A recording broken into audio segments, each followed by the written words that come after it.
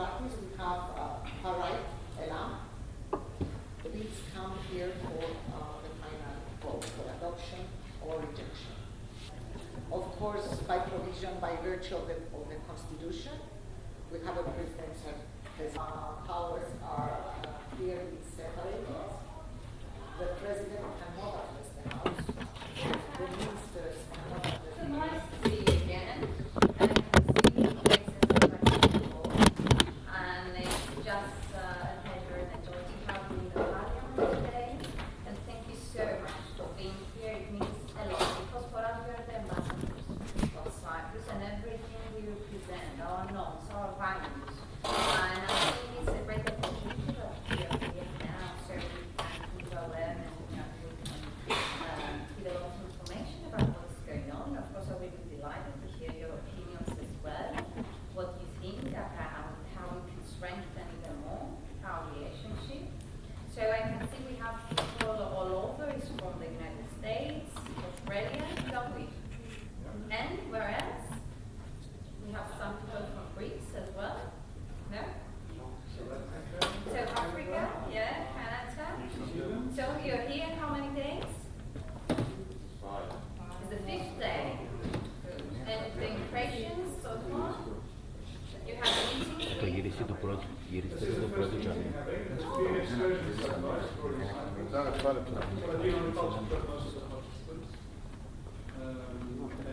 Χρειαζόμαστε ήχον, κυρία Πρόεδρε. Μπορείτε απ' εκεί, όπως είσαστε. Ευχαριστούμε πολύ. Yeah, most of the participants are on the culture program that ΝΕΠΟΜΑΚ runs for 23 to 30-year-olds. So far they've visited Paphos, Rhodos Mountains, in Nicosia for Parliament and conference, and then they'll be going on to Limassol and Larnaca before they all go back to their wonderful countries. So I don't know if any of you So you will have the opportunity to see Cyprus as a whole, I mean to see the different districts, to see exactly what is going on, and again we are happy to have you with us. And thank you so much because I do believe it's a very successful fact, the fact that we are organizing every year the conference. I'm going to see you in the afternoon as well at the University of Cyprus. So here there will be the President of the Republic of Cyprus, I will be there as well. Of course, I'm sure that a lot of MPs will be present also. It's really important that we're here in the House of Representatives. Here you are sitting in the seats of the members of the Parliament. You can see it's a very old building. It was since operating as the Parliament since 1960. It's not so big, but you know that our Parliament is small. We have currently only 56 Greek Cypriot members of the Parliament, because we know that because of the Cyprus problem, the Turkish Cypriots members of the Parliament, they are not taking part until we will be able to find and establish a solution for the Cyprus problem. The Parliament in Cyprus is an independent authority according to our constitution. That means it's completely separate from the executive authority, which it is the government, and also the legislative, the courts, which is another different authority. So we don't have the right to intervene the one authority in the other. It's crystal clear, as we say, the distinction between the three separate authorities. It's one of the, let's say, complicated constitutions all over the world, but it is the birth of the independence of the Republic of Cyprus, and this is exactly what we want to safeguard and maintain, because it's really important. We're talking about the short history in Cyprus since 1960, so you can understand a lot of complications because of the Cyprus problem. But still, that is why our ultimate goal is to be able to have a just and viable solution and be able to unify our country. And you can see what's going on now with all the implications, all the illegal actions and provocations because of Turkey. So that is why always it is and will remain our ultimate goal until we'll be able to find and establish a peaceful settlement for the Cyprus problem. Recently, the former days, I don't know if you have been informed, we have some implications in the territory of Villa. And yesterday we had an announcement also in a meeting of the Security that they strengthen our two major political, let's say, tools that we need to use. The first one is that any such provocations, they're not helping to restart the negotiations. Okay. The second thing that is very importantly derived by the announcement, the decision is that we can only discuss about the agreed framework derived by the resolution, which is BPF, is a bi-communal federation. And the third one is that it's really important for the appointment of a special representative of the United Nations to be appointed in order to proceed further and be able to find the ground to restart the negotiations.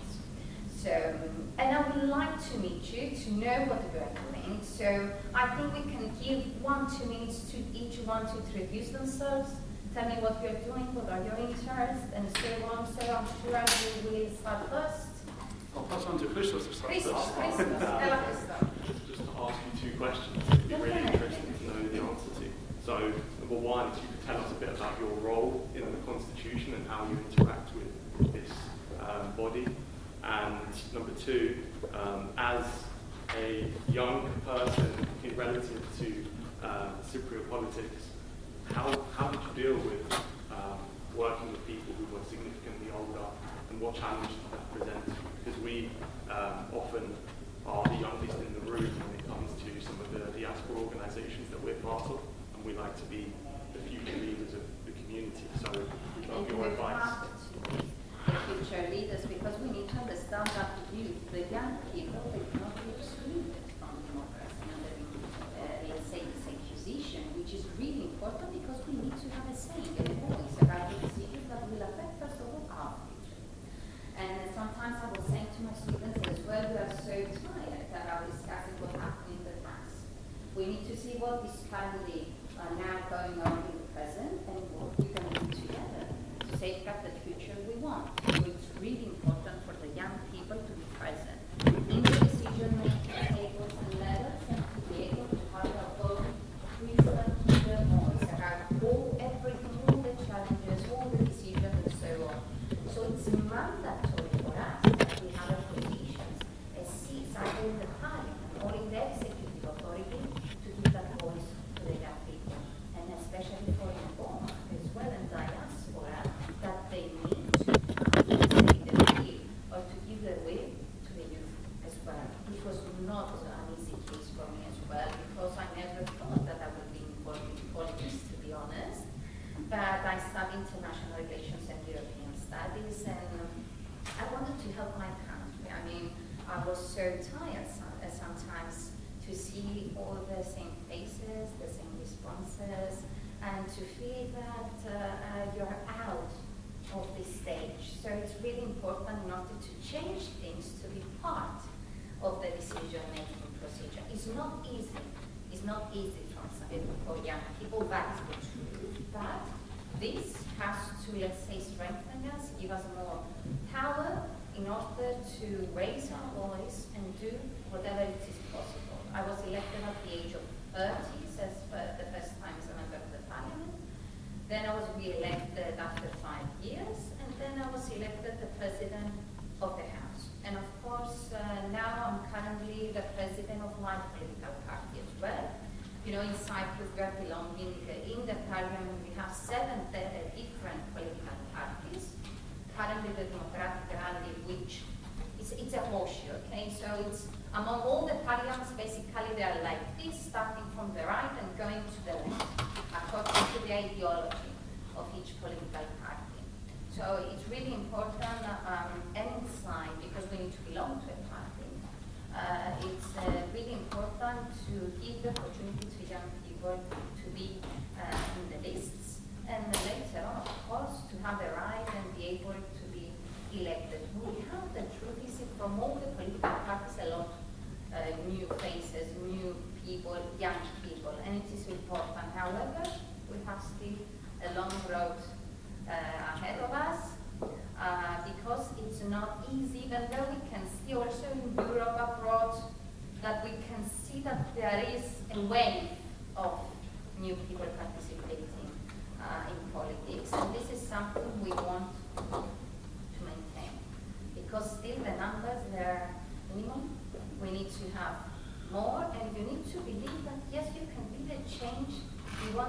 see in the future. And that is the message I want to pass on you.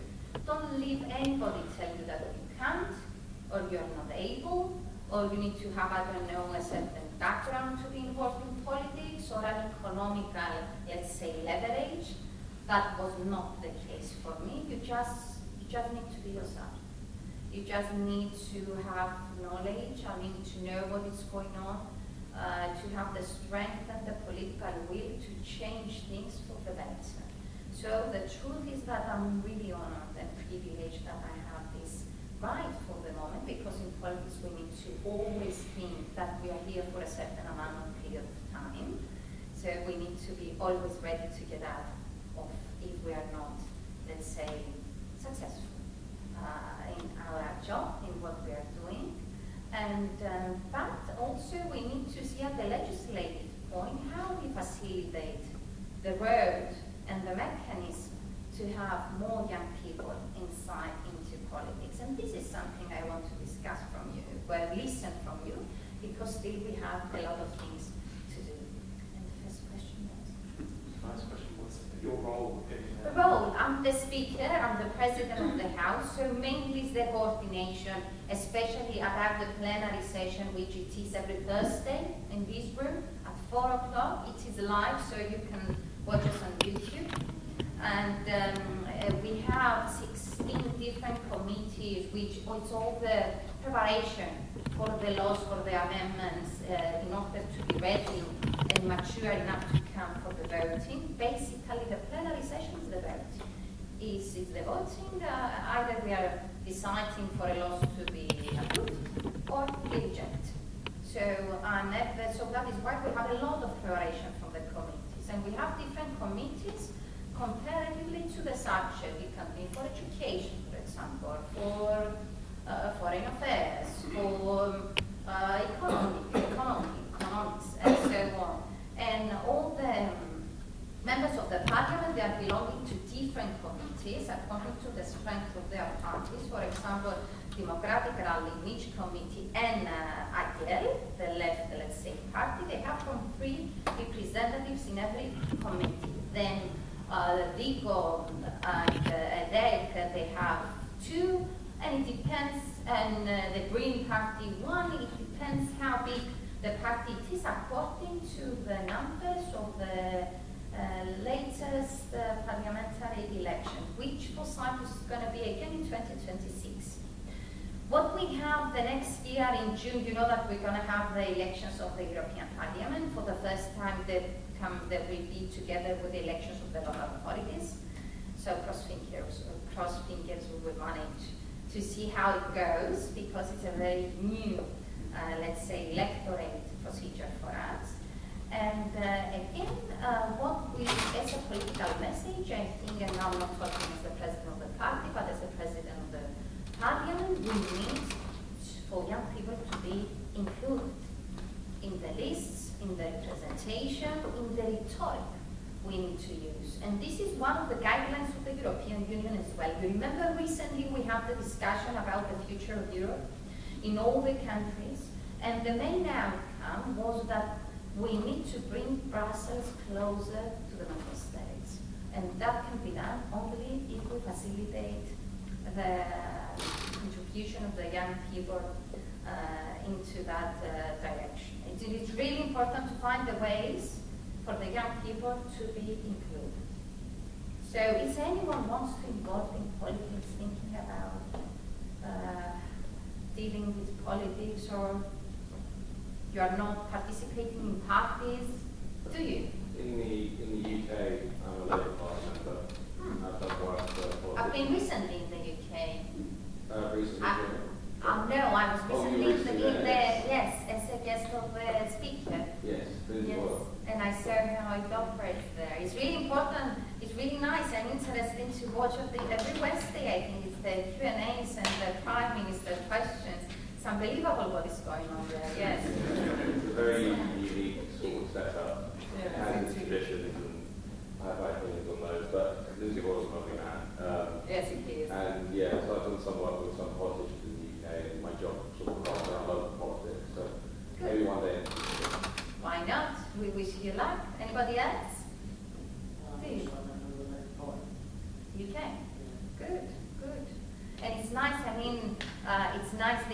you, I mean, certain responsibilities, or you are just observing the decisions and the discussions? Yeah? How it works there? So, like, for me, when you join the Labour Party, you are sort of assigned to your local constituency party. So, I live in South East London, so I'm a member of that local constituency party. So, we have regular meetings, discuss politics on a national level and local level, decide how we want policy to be in the future. And I'm the youth officer effectively at this point in my local constituency. I'm the youngest one there. How old are you? I'm 23. Oh my. Yeah, my height usually makes it a little bit older, but No, but it's nice to have young people. I remember originally I started from as a municipality councillor for my village, a very small village outside Larnaca. It's called Brulli. I'm sure you never heard of it there. But it's really important. I mean, at the local level, you have to do that. Really? What family? Help me a little bit.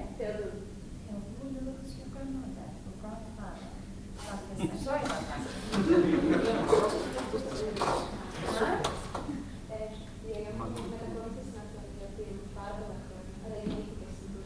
Oh, you see, I have a relative here.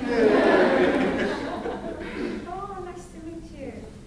And then I proceeded in my district, Larnaca, and then I decided to run for the elections as a member of the parliament. But it's really important to dare to be a candidate and show that, because originally the truth is that when originally I decided to be a candidate for the elections, I never believed that I was going to be elected. That's the truth. But I want to give a clear political message that we are here. We are present, the young people, and we want, of course, to have a say in the decision-making process. I remember back at my 30s, I'm 37 now, almost 38, I was the only woman in the list in my district and the only young people, which after 7 years we can see that there is change. We can see we have kind of representation, but still we have a lot of things to do. Well, so I have to convince you. We need more people, yes. I used to work in the civil service in the UK, which is kind of like a governmental department. You have like different strands, but I'd say I'm also passionate in terms of the NGO sector, like charities and projects like that. Good. But it was a good experience. And I saw recently when I was in the UK, you had a lot of NGOs and charity organizations. I remember I visited the Olive branch. Yes, and they select the products. It was derived after the COVID, I think. Yeah. But they did an excellent job there. And also Alkyonides. I don't know if you know them. Alkyonides. It's a house where people with heavy diseases, cancer diseases, they give them accommodation, which you know how expensive it is in the UK. And it's really important to have somewhere to stay because sometimes they can be there for years. So it's really important that they have this house and families, they're there, they're staying there. So yes, that would be nice. So thank you so much, dear President. And you're elected for how long? Well, it's a 2-year term. Only a term. You can do more than 2 years. I've got another year to go. And the term, it's... Until 30. Okay. Yeah, that's the term. And yeah? I'm Valentina. I just finished up my master's at Europe University, and I'm the secretary of the national day. Good. Perfect. Good. Nice to meet you. Yeah. Sorry. Yes. I'm Katie, and I'm the secretary of NEPOMAK UK, and I'm very passionate about my Armenian and Cypriot heritage. I do a lot of work surrounding diaspora relations, projects, social change, and social justice as well. Well done. Well done. I hope you will have the opportunity to see a lot of